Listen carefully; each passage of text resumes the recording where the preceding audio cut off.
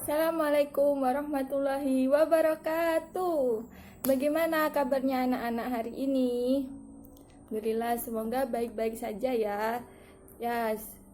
Sebelum memulai pelajaran, mari kita mulai pelajaran hari ini dengan bacaan basmalah. Bismillahirrahmanirrahim. Oke. Setelah Ibu absen, sekarang Ibu mau tanya, kemarin pelajarannya tentang apa? Tentang interaksi sosial ya. Tentang interaksi sosial. Interaksi sosial itu apa sih? Interaksi sosial itu berinteraksi dengan dua orang atau lebih ya.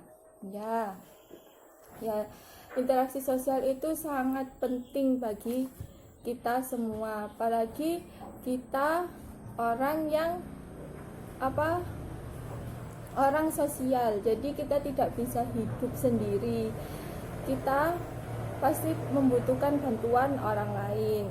Jadi seperti kita ingin membeli sayuran, membeli makanan, membeli baju, membeli minuman, itu semuanya kita pasti memerlukan bantuan orang lain. Untuk pelajaran kali ini kita membahas lebih dalam interaksi sosial. Kemarin pengertian interaksi sosial yaitu berinteraksi melakukan komunikasi dengan dua orang atau lebih. Lalu sekarang kita membahas tentang lembaga sosialnya. Ternyata interaksi sosial itu ada lembaga sosialnya, yaitu yang pertama ada lembaga keluarga, yang kedua lembaga agama, yang ketiga lembaga pendidikan, yang keempat lembaga ekonomi, dan yang kelima lembaga politik. Kita bahas satu-satu. Yang pertama itu lembaga keluarga.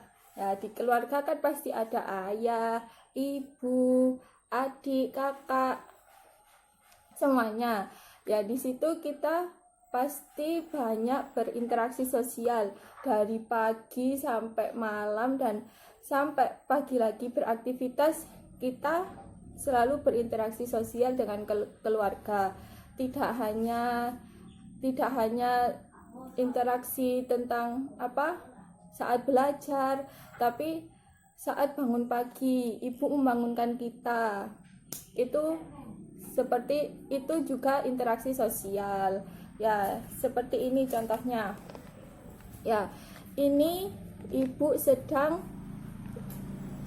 ibu dan ayah sedang belajar bersama dengan anak-anaknya. Ini dinamakan interaksi sosial.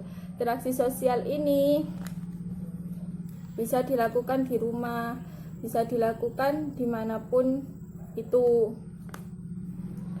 Lalu jadi interaksi sosial ini sangat penting. Kita berkomunikasi kepada orang tua, kepada ayah ibu, itu untuk memudahkan kita, seperti kita ingin makan, minum, itu Bu, saya ingin minum gitu. Nanti ibu bisa membantu kita mengambilkan minum dan lain sebagainya. Yang kedua yaitu lembaga agama. Lembaga agama ini, agama kita kan banyak. Jadi ada yang beribadah di gereja, di pura, di masjid, di kelenteng, di wihara. Ini apa sih maksudnya? Maksudnya ini dengan interaksi sosial. Jadi kita sesama umat harus berinteraksi sosial Sesama umat, walaupun kita berbeda-beda, tetapi kita harus tetap bertoleransi. Seperti saat ini kita sedang berpuasa, dan umat lainnya yang tidak berpuasa harus juga menghargai kita semua. Dan sebaliknya, seperti ada hari raya agama lain, kita juga harus bertoleransi, harus saling menghargai. Walaupun kita berbeda, kita tetap bisa menjadi saudara. Tidak boleh ada permusuhan. Terus ini yang sering kita lakukan juga, lembaga ekonomi. Nah, lembaga ekonomi ini seperti kita ingin beli baju, ingin beli sepatu, ingin beli makan. Nah, kalau kita pengen beli baju, itu kan pastinya kita harus pergi kemana? Ke toko baju kan. Ya, kita ke toko baju. Nanti kita kalau pengen beli baju, pasti kita tanya, Mbak, ini bajunya berapa harganya gitu. Nah, itu termasuk interaksi sosial di lembaga ekonomi. Nah, kalau kita juga pengen makan, pastinya kita cari makan ya, beli makan di warung, atau kita ke pasar beli bahan-bahan makanan. Dan pasti di sana kita juga berinteraksi sosial dengan penjualnya, agar apa yang kita inginkan itu bisa tercapai. Nah, yang keempat yaitu lembaga pendidikan. Lembaga pendidikan ini bukan hanya di sekolah saja, ternyata ada lembaga pendidikan yang formal dan non formal. Ya, yang formal ini seperti kita sekolah, terus kuliah, itu lembaga pendidikan. Seperti ini contohnya, kita sedang melaksanakan upacara bendera di hari Senin. Nah, di sini kita bisa berinteraksi sosial juga bersama teman-teman saat di kelas, saat berjalan mau ke kantin sama guru, kita bisa berinteraksi sosial, dan saat pelajaran. Nah, yang interaksi sosial yang non formal itu seperti pendidikan, seperti kita belajar menjahit, terus profesi-profesi yang lainnya, itu seperti kita belajar otomotif, itu pendidikan yang non formal. Dan yang terakhir itu ini lembaga. Dan yang terakhir ini lembaga politik. Di lembaga politik ini juga terjadi interaksi sosial seperti DPR, DPD, presiden, itu pasti ada interaksi sosial, seperti diadakan rapat, pasti kan setiap orang pasti berkomunikasi, ya itu namanya interaksi sosial. Ya, dari sini kita bisa mengetahui bahwa interaksi sosial itu tidak bisa lepas dari kehidupan manusia. Ya, setelah pelajaran ini Ibu punya tugas? Ya, tugasnya membuat 4 kelompok. Membuat 3 kelompok.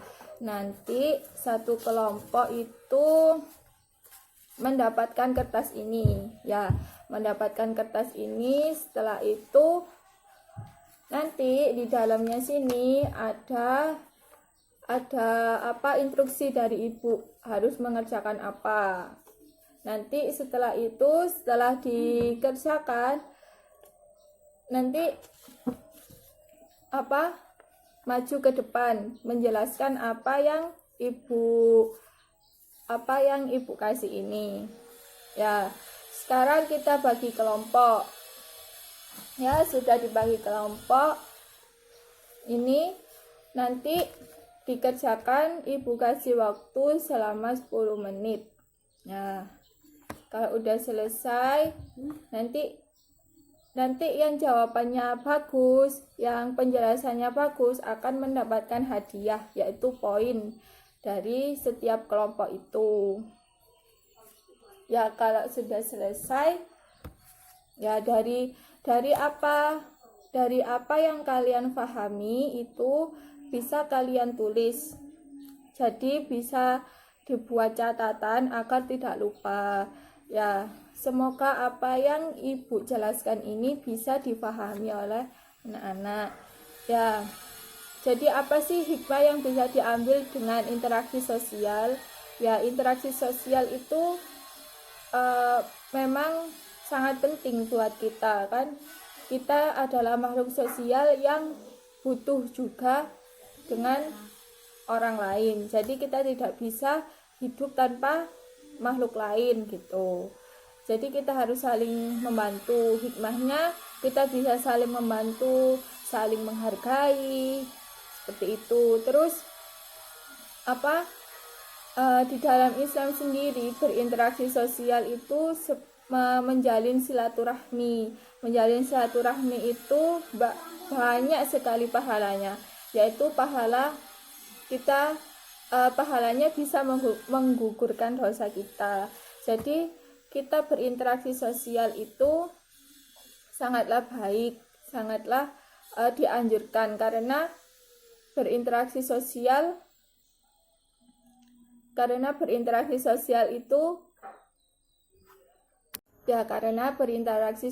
itu adalah kebutuhan bagi makhluk sosial.